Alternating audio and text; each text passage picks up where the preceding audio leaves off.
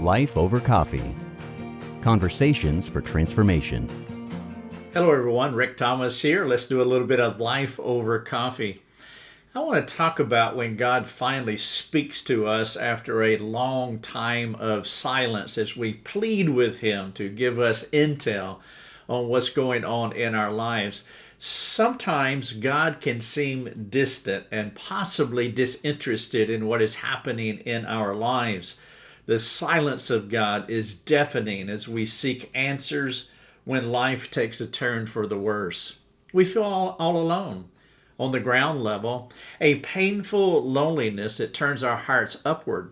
We are muttering and sputtering through life while God is, maybe He's off fighting battles that seem more important to Him than tending to our business. And so we want an audience with the King. We need to hear what He has to say about our problems. Or do we? Are you really prepared for what He has to say? Well, that is what I want to talk about, and I've titled this, Do You Really Want to Know What God Is Thinking? And so let's get into it. It's really not wrong to ask God, ask if He cares about you, or wonder if He's paying attention to what's happening in your life. I mean, theologically speaking, you are aware of His omniscience and omnipresence. He knows everything and He is everywhere. But experientially, a sense of desperation can veil what we know to be true theologically. We might even succumb to the temptation to make futile attempts to force God's hand through manipulative praying, like what I did. Imagine the desperation that would have to mount up in our souls to lure us into thinking that we could budge the hand of God as though we have that kind of power.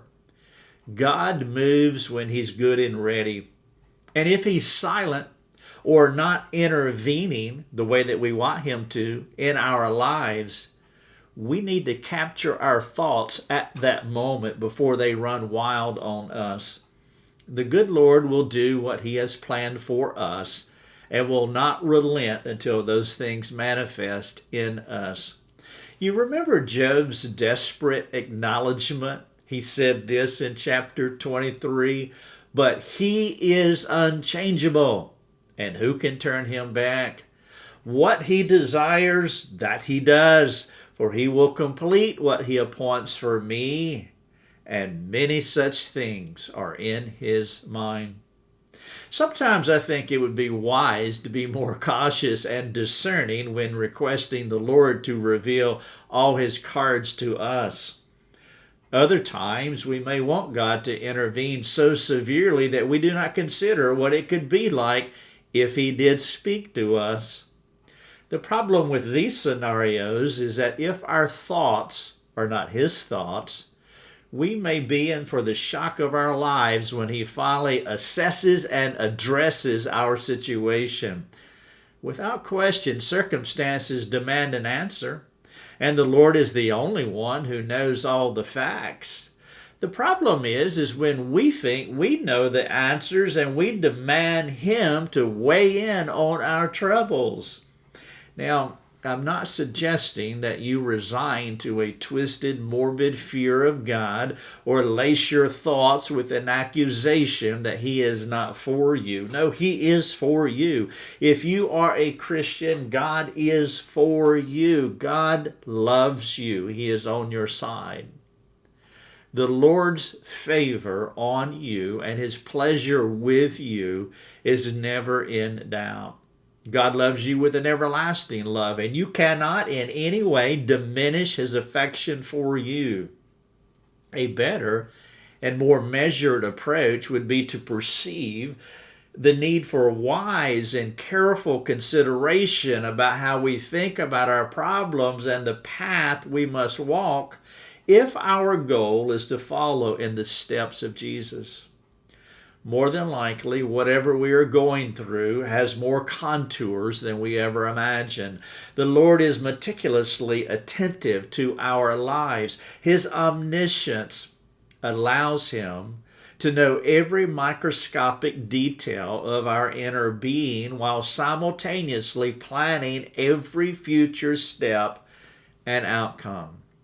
He is more prudent in our lives than we are.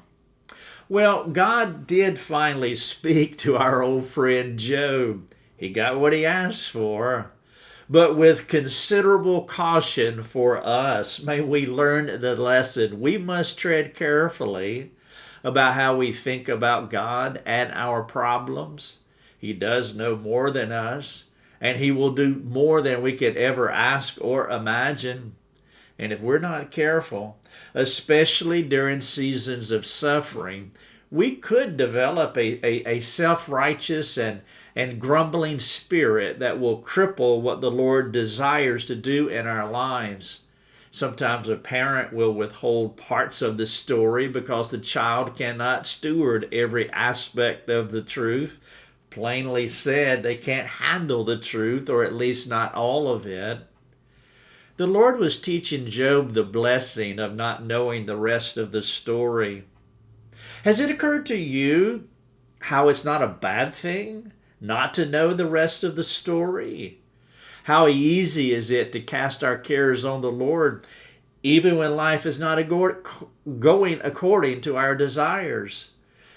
Sometimes it's pretty difficult to cast our cares on the Lord. There have been times when I knew to cast my cares on the Lord, but I was hesitant, not knowing what He might do with them. I mean, if I cast my cares on Him, what's going to happen here? Where might He take me? Or what will He require of me?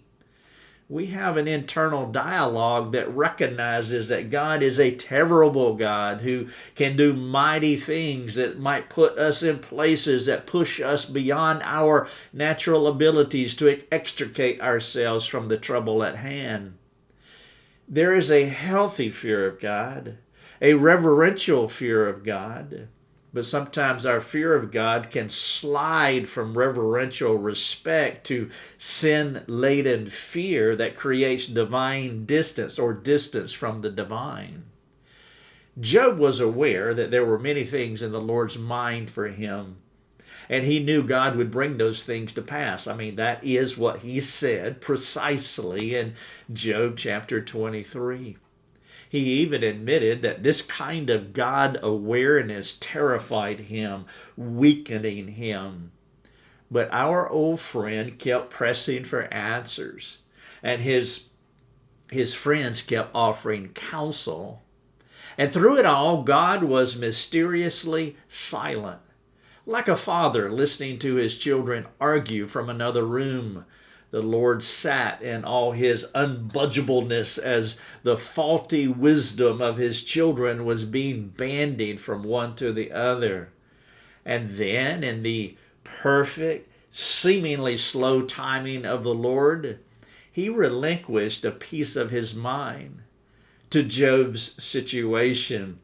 This is what it sounded like in Job 38. Then the Lord answered Job out of the whirlwind and said, "Who is this that darkens counsel by words without knowledge, dressed for action like a man? I will question you, Job, and you make it known to me. Where were you when I laid the foundation of the earth? Tell me if you have understanding." Now, mercifully, it was only a piece of God's mind. Who could stand if He gave His full mind on any matter? Oh my! I must admit, this is not what I was expecting from the Lord. Job was awakened from his wisdomless slumber as counsel from heaven thundered down on his grumbly soul. It only became worse from there. The Lord stood on Job's proverbial neck and rained down pure wisdom and insight and clarity, all wrapped in an unrelenting rebuke. And He did not cease for 4 contiguous chapters. God went from silence to speaking at the speed of sound, and the words He selected for His above-approach servant were some of the most reliable and course corrective counsel you will ever hear. Apart from a brief response from Job right in the middle of from 38 to 42, the Lord gave one of his most extended counseling monologues in Scripture. This monologue is a fantastic, mind-bending response from the counselor, capital C, to the counselee, you and me. It was one long rhetorical, mouth-stopping situation after another. Job's mindset had gone from a desire to figure out what was happening to him to a complaining and grumbling spirit. The longer we put off fully trusting the Lord, especially when life does not make sense, we too will eventually morph into a bitter person. And regardless of our good intentions, there is not a requirement on the Lord to give us the answers to our most perplexing problems. Sometimes we can talk too much. And in the case of Job, there was a divine request for him to close his mouth and listen because he was putting out too many words. God's call on Job to trust him, even when life does not make sense, is a call for us to do similarly. This message is stern for our modern culture to accept. We live in a world of unending rights and endless privileges. Being detained at a traffic light is too much for small-souled people. Imagine our most pressing issues not receiving the care we believe we need. At this point in my walk with the Lord, it still amazes me at how I complain about things that should not matter. After a while, it seemed as though I would be mature enough to trust the Lord in all things, especially after experiencing Him working in my life in some of the most difficult challenges of my life. I mean, in a 10-year span from 1987 to 1997, I lost 2 brothers through murder. I lost my wife. I lost 2 children. I lost a job. I lost a home. I lost all my money and all my property through a divorce. During this time, I brought many requests to the Lord. I was not always kind. I was not always patient. I was not always understanding when I presented my arguments before the Lord, even though He was always kind, always patient, and always understanding. He tolerated me. Sometimes I thought He was too patient. Now that is spiritualized Christian speak for He was too slow in coming to my aid. Regardless of my immaturity, He was unmovable, never giving in to seeing things my way. He would allow me to complain while He maintained His position of silence. And this posture only irritated me, pushing me farther down the funnel of depression and discouragement. Not to be deterred. The more silent He became, the more emboldened I became about my rights, my losses, and my need to know why these things were happening. If He was not going to speak, then I maintained a torrid pace of filling our time together with words. I could not perceive that His silence was actually leading me to the end of myself. Yeah, it's true. Leadership is verbal, but leadership is also silence. And sometimes it's wiser to guide someone through your silence than guiding them through your words. I found this to be true in counseling. If I sit in silence with a counselee, it reveals their innermost thoughts as they fill up the space with their words. The lack of God's words made me uncomfortable, prompted me to fill the void with things that seemed wise, only leading me into more profound despair. You see, humans are not comfortable with silence. When nothing competes with our thoughts, we're left with our internal dialogue, revealing our most authentic selves, the things God already knows about us, but we have yet to come to these conclusions. I remember talking to a lady one time, and I asked her, I said, do you drive home at the end of the day from work in silence? She said, oh, no. I would never do that. I have to have the radio on. I have to have noise in my car. She did not want to listen to the internal dialogue. God's words, in my case, would have been a distraction, keeping me focused on what he was saying, rather than hearing the confusion of my soul as I dialogue with myself. So he left me to myself in silence. This approach to soul care is analogous to the sun's heat as it is bearing down on a bowl of snow and a bowl of mud. The sun quickly reveals what's in the containers as one of those hardens and the other one softens. His silence was like the sun's heat bearing down on the container of my soul, revealing what was inside of me. Once I stopped focusing on the quietness of God and gave attention to my complicated and confused soul noise, I began to discern that more refined work that needed to happen inside of me. The heat of his silence revealed things that I did not like about me. But I knew there was no proper way out of this mess if I didn't stop my grumbling. God had already stopped talking to me, and I needed to stop filling up the room with my words. If I had taken the Lord's posture of silence, I would have come to these conclusions more quickly. I was filling up the room with words as an offensive maneuver to distract me from paying attention to these deeper things that I knew I had to address if I wanted to improve. Sometimes people will use words as a smokescreen to hide behind what they know to be true about themselves, but they don't want to change those things. So finally, I shut up. I was ready to listen. I will never forget the day during my journey through the book of Job when I came to chapter 38, where God thundered down on his servant. The Lord finally said something. It was as though God was no longer talking to Job, but he was speaking to me. Those unrelenting and demanding questions, 4 chapters of them that the Lord was asking Job, shot through millennia and landed in my heart. It was as though omniscient God had me in mind when he was rebuking Job. He began to remind me of a few things that I had forgotten. My arrogance and lack of faith in his active goodness in my life kept me from seeing all that I needed to see. This time, I was silent. I followed Job's example by putting my hand over my mouth. After the Lord broke the silence and entered into my whirlwind, it became fearfully apparent how I needed to shut up, sit up, and listen.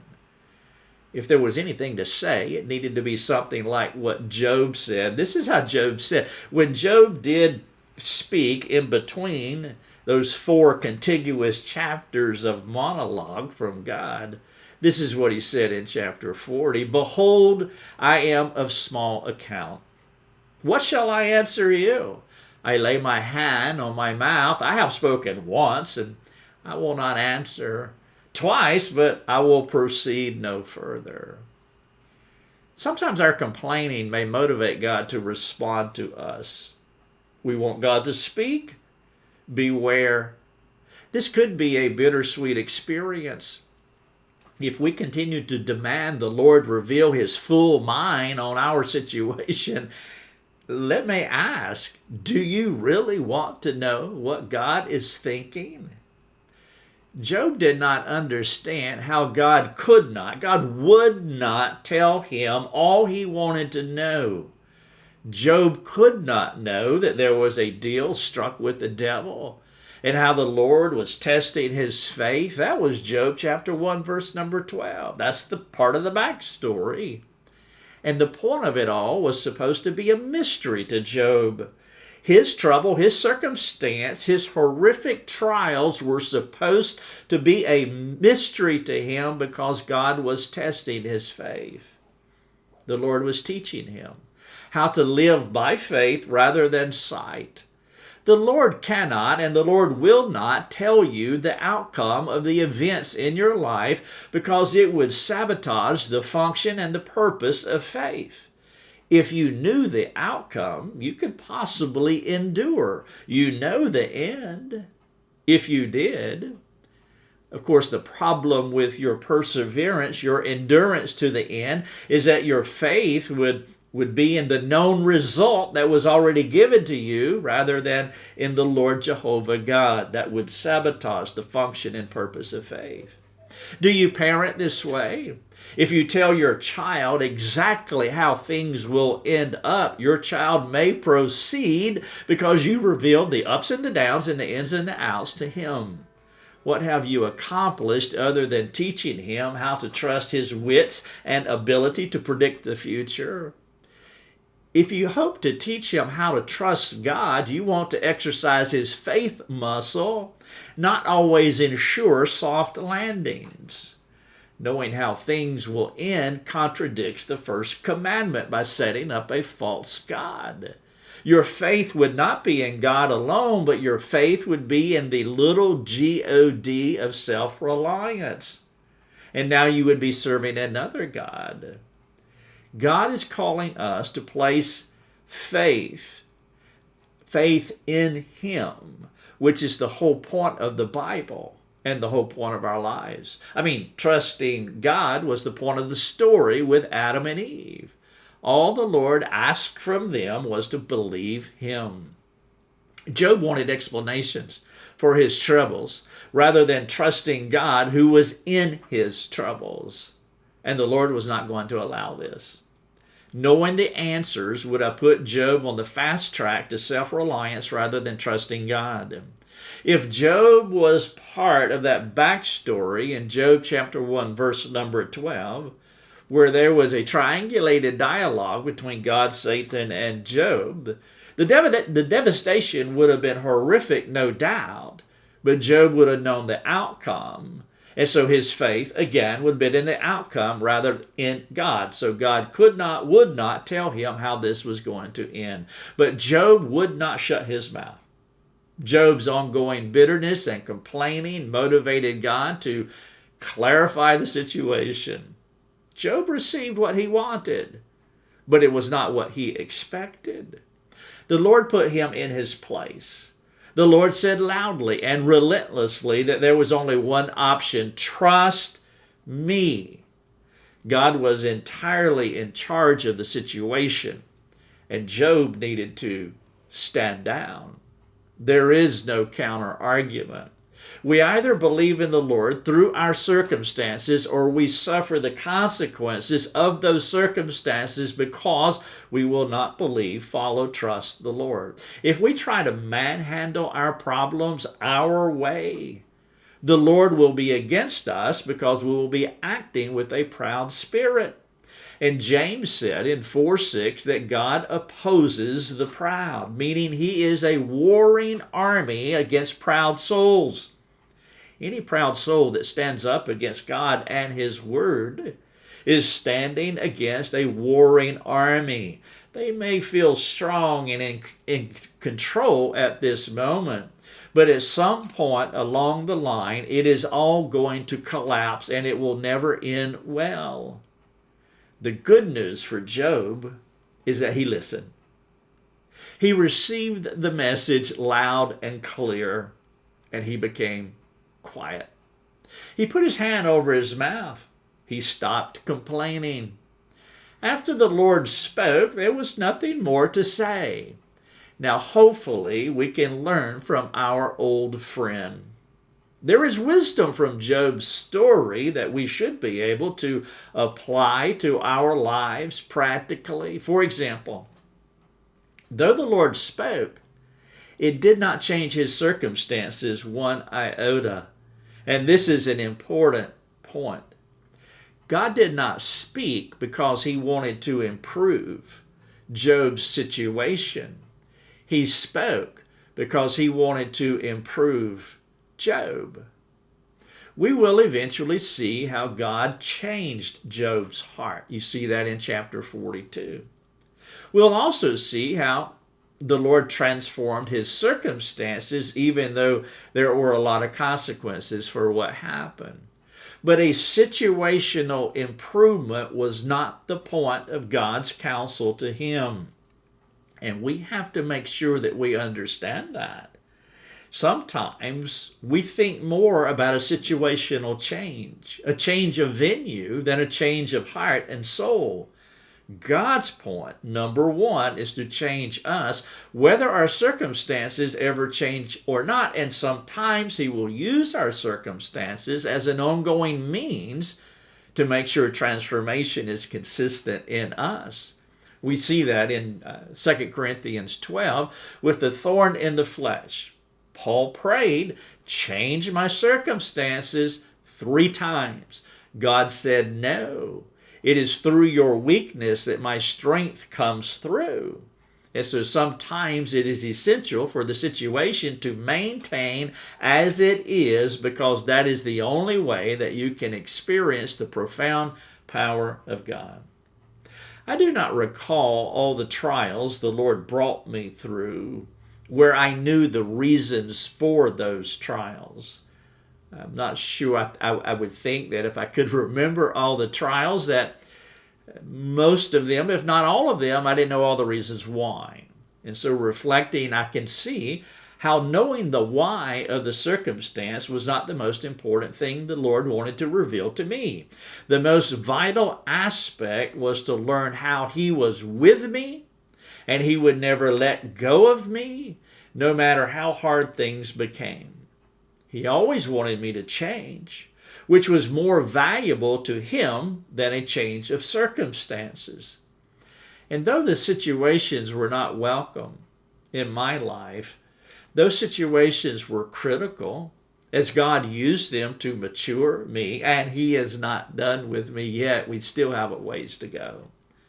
And so we must live with the mystery and the uncomfortableness of the juxtaposition that situations are bad, but the results are divine. If we can learn this one lesson, we will become mature Christians, even if our circumstances never change.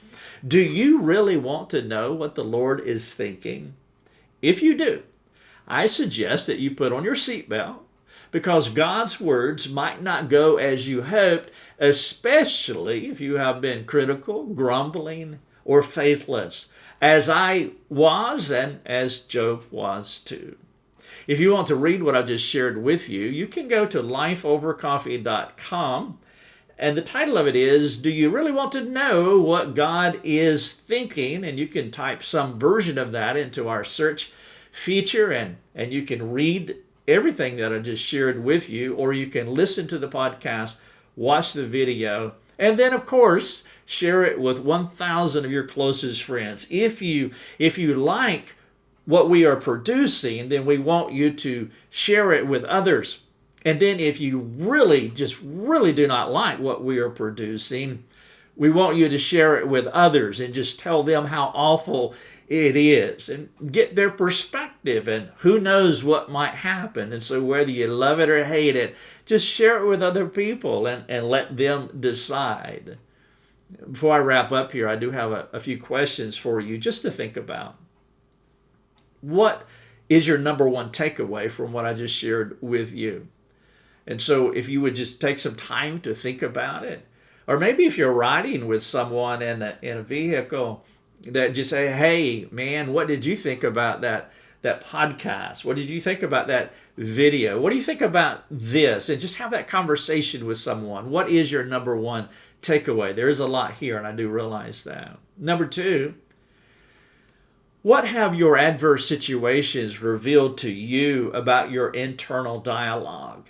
And I trust that when the heat comes down on the mud or the snow, that you are listening to that internal dialogue, and it does reveal to you, and that you would make notes of those things, good or bad. The point at this juncture is not whether your thoughts are good or bad, but what are your thoughts, accurately speaking. Only by knowing what to put off, you can only know what to put off by accurately assessing what it is. And so if your thoughts are negative, what are those thoughts? And now that you have diagnosed and zeroed in on those negative thoughts, you would know exactly what to put off. And so the question is, what have your adverse situations revealed to you about your internal dialogue? Is there something that needs to change? If so, will you start by making those changes? And maybe you want to consider something that we talk about within Life Over Coffee is pre-accountability. It's accountability that you set up before you start on something. Sometimes we make a resolve to do something. We don't tell anybody about it. We go a day or two, and then we just relinquish that resolve and do not proceed any farther. Pre-accountability is when we let someone know, hey, this is what I'm thinking. I'm going to do this, and so I want you to hold me accountable. I was reading this article the other day that said, do you really want to know what God is thinking? And it revealed some things about me, about my internal dialogue, and I want to change. And so I am bringing you into that. And so you're gaining pre-accountability. Number 3, are you more prone to grumble when things go badly for you? And I'm not saying that as your judge or as though I'm above you. As I've been sharing with you, when the heat came down in my life, well, that was my response, to grumble and to complain. Now, if you're prone to do that, or maybe you are able to quickly reorient your mind to the deeper work of God, well, which is it? Will you be honest? When the heat comes down, are you more apt to complain or quickly regain your spiritual equilibrium and you just move on with God? If you are, you're better than me, and I'm thankful for that. I can praise God. I can rejoice with you. But if you're more like me, then maybe this is something that you want to address. Number 4, what are some of the positives of changing you, but not changing your circumstances? Now, that's tough. And this is something that I think most of us would really need to spend time thinking about. What are some of the positives of just changing you exclusively, even if your circumstances do not change? I referenced Paul and the thorn in the flesh. You could also reference Joseph as well. It was essential for him to be in Egypt, and those circumstances could not change, because there was a grander narrative that was in operation, a transcending narrative. And of course, Christ was the same way, as he prayed in 22:42 of Luke, that he wanted his circumstances, take this cup from me. And so sometimes it is essential to stay in the crucible, because there's a greater work that is happening in us, through us. Number 5, as you observe your friends suffer, how might you use the lessons here to care for them? And so just spend some reflective time thinking about a friend who is suffering at this point.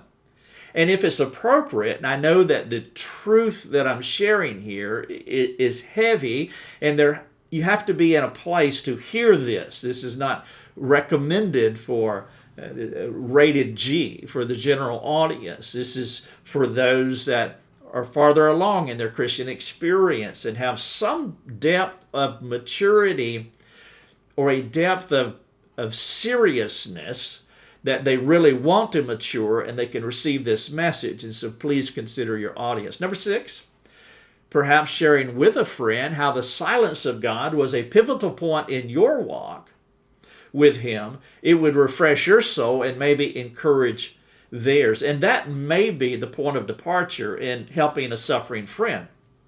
Rather than laying the weight of all this on them, perhaps you could just share your experience with the silence of God. And of course, as you do that, it will refresh your soul, but it could begin to open a door for them. And so I've titled this, Do You Really Want to Know What God is Thinking? Please go to lifeovercoffee.com and check out all of our resources. Thank you so much for listening. Thanks for joining us. Learn more and get access to other resources at lifeovercoffee.com.